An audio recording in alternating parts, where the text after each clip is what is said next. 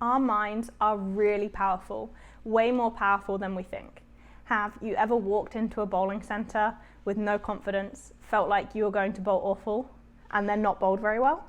Have you ever stepped up on the approach, telling yourself that you're going to miss the spare, and then miss it? Because I certainly have.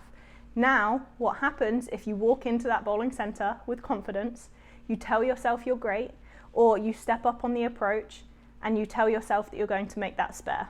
I highly suggest trying it. Now, the only reason I found out all of this is by reading different mental game books.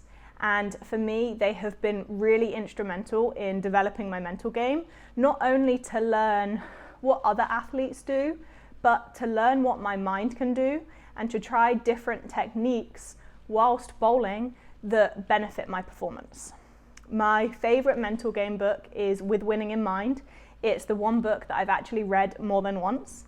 And I have two favourite authors, Darren Donnelly and Joshua Medcalf.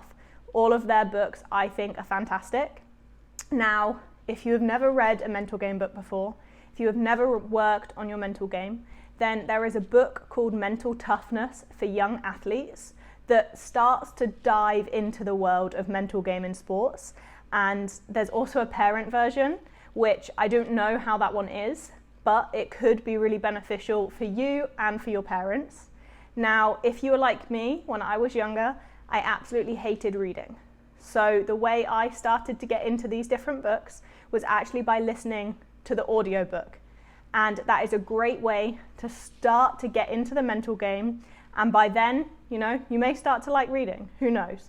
But I highly suggest starting to work on your mental game, and you've got to learn different techniques and then put them into practice. So start reading, and if anyone has any questions, just shoot me a message on Instagram and I will do my best to get back to you.